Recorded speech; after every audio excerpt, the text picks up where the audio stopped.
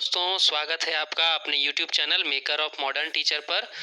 तो जैसा कि आप सब स्क्रीन पर देख पा रहे हैं, आज हम लोग पढ़ने जा रहे हैं विज्ञान शिक्षण की विधियां।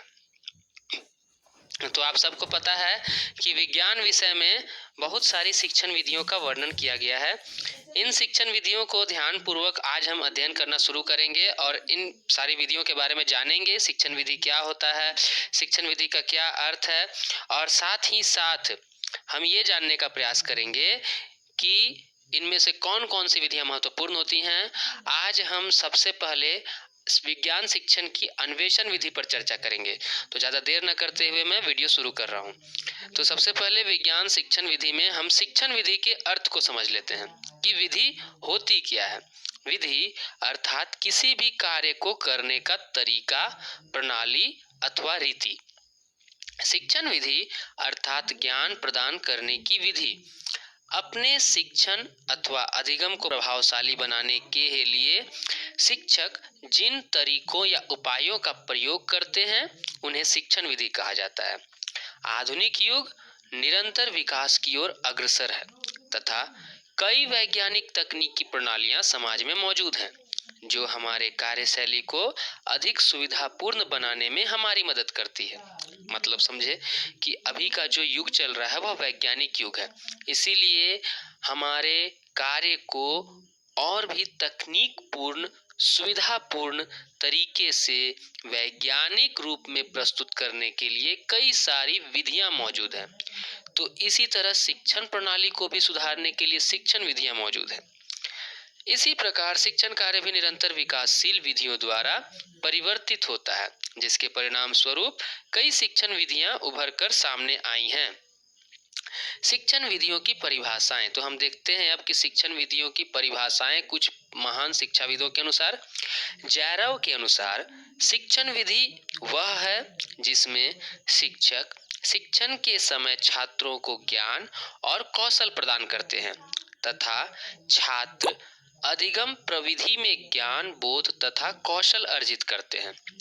मतलब क्या कि शिक्षण विधि वह है जिसमें शिक्षक शिक्षण के समय यानी पढ़ाने के समय छात्रों को ज्ञान और कौशल प्रदान करते हैं, यानी कि नॉलेज, स्किल वे जो सिखाते हैं पढ़ाते समय, अपने तरीकों को जो सिखाते हैं, तथा छात्र अधिगम प्रविधि में यानी कि अधिगम यानी लर्निंग यानी सीखने के दौरान जो ज्ञान, बोध और कौशल अर्जित करते हैं उन्हें ही शिक्षण विधि कहा जाता है। गेज के अनुसार शिक्षण विधियां शिक्षण व्यवहार के पैटर्न है, मतलब कि पढ़ाने की तरीका जिसकी पुनरावृत्ति होती है, अनेक विषयों में प्रयोग में लाए जाते हैं जो शिक्षण से संबंधित है, यानी जिसकी पुनरावृत्ति होती है और जो शिक्षण विषयों में प्रयोग में लाए जाते हैं वही शिक्षण व्यवहार का पैटर्न शिक्षण विधि कहलाता है। टेलर एंड के अनुसार विधियां शिक्षकों की शिक्षक होती हैं। मेरे ख्याल से सबसे अच्छी और सबसे सुलभ परिभाषा यह सबके लिए रहेगी कि विधियां शिक्षकों की शिक्षक होती है। वोल्टेयर के अनुसार प्रत्येक विधि में कुछ न कुछ अच्छा होता है, लेकिन कोई भी विधि पूर्णतः सही नहीं होती है। प्रत्येक विधि में कुछ न कुछ अच्छा होता है, लेकिन हर विधि पूर्णतः, कोई भी विधि पूर्णतः सही नहीं होती है। बात सही है। स्पेंसर के अनुसार बालकों को कम से कम बताया जाना चाहिए और अधिक से अधिक खोज करानी चाहिए। सर्वोत्तम परिभाषा है। बालकों को कम से कम बताया जाना चाहिए और अधिक से अधिक खोज करने पर जोर देना चाहिए। तो यह हो गई विधियों की परिभाषाएं। विधियां शिक्षक के व्यवहार का एक भाग है जिन्हें शिक्षक शिक्षण में प्रयोग में लाता है। विधियां विषय वस्तु पर आधारित है। क्या है?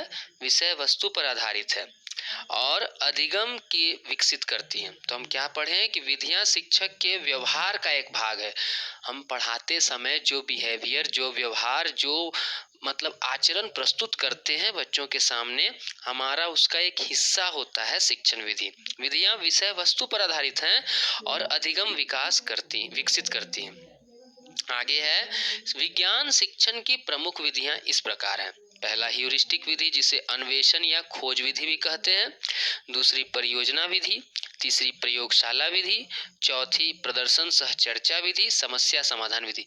विधियां तो कई सारी होती हैं, पर मैंने यहाँ पर प्रमुख रूप से मुख्यतः विधियों का वर्णन किया है, और इनमें वो विधियां हैं जो बाल केंद्रित शिक्षा के आधार पर हैं, और इनमें से वही विधियां इंपॉर्टेंट हैं जो आपको बार बार परीक्षा में पूछी जाती हैं, जैसे कि ह्यूरिस्टिक अन्वेषण विधि, प्रयोगशाला विधि और एक परियोजना विधि। तो हम इन तीनों पर बारी बारी से चर्चा करेंगे। आज सबसे पहले हम लोग ह्यूरिस्टिक यानी अन्वेषण विधि पर चर्चा करेंगे। तो ह्यूरिस्टिक यानी अन्वेषण विधि शुरू करते हैं, इसका परिचय जानते हैं। ब्रिटेन में विज्ञान शिक्षण का इतिहास द्वितीय विश्व युद्ध के पहले प्रमुख स्थान नहीं रखता था। क्या ब्रिटेन में जो है विज्ञान शिक्षण का इतिहास द्वितीय विश्व युद्ध के पहले नहीं था उतना महत्वपूर्ण, परंतु अथक प्रयासों के बाद ब्रिटेन के विद्यालयों में विज्ञान को सम्मानजनक स्थान मिला। इस प्रयास में केनन विल्सन का नाम आदर के साथ लिया जाता है। इन्होंने 1867 ईस्वी में एक निबंध लिखा जिसमें छात्रों को स्वयं वैज्ञानिक तथ्यों की खोज करने को कहा। केनन विल्सन इन्होंने 1867 में एक निबंध लिखा था जिसमें छात्रों को स्वयं वैज्ञानिक तथ्यों की खोज करने के लिए कहा, और उसके बाद ब्रिटेन के विद्यालयों में विज्ञान के अध्ययन को एक प्रमुख स्थान मिला। इसी कड़ी में आगे चलकर प्रोफेसर हेनरी ई आर्मस्ट्रांग ने खोज विधि पर बल दिया और छात्र को ज्ञान की खोज करने वाला स्वीकारा। यानी कि हेनरी ई आर्मस्ट्रांग के अनुसार एक विद्यार्थी जो होता है वह खोज करता होता है। उन्होंने इस विधि को ह्यूरिस्टिक विधि कहा। प्रोफेसर एच ई आर्मस्ट्रांग के अनुसार अन्वेषण विधि शिक्षण की वह विधि है जिसमें एक बालक को अच्छे अनुसंधानकर्ता या खोजी के रूप में देखा जाता है। क्या कहा गया है? शिक्षण विधि की वह विधि है अन्वेषण विधि जिसमें एक विद्यार्थी को एक अनुसंधानकर्ता या खोजी के रूप में देखा जाता है।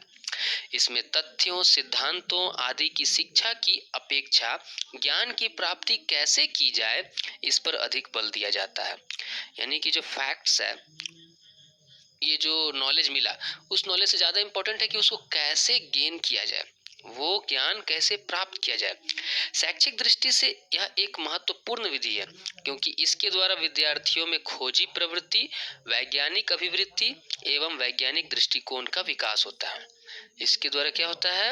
विद्यार्थियों में खोजी प्रवृत्ति यानी रिसर्चर बनने की एक नेचर हो जाता है, उसके अंदर आ जाता है। अन्वेषण विधि को इस उदाहरण द्वारा समझा जा सकता है। एक उदाहरण प्रस्तुत करते हैं ताकि अन्वेषण विधि आपको समझ में आ जाए। शिक्षक द्वारा कक्षा में विद्यार्थियों को आवेश का पाठ पढ़ाने के पूर्व कुछ क्रियाकलाप करने को कहा जाए। जैसे नंबर 1, एक फूले हुए गुब्बारे को रेशम के कपड़े से रगड़कर दीवार से चिपकाकर देखने के लिए कहा जाए।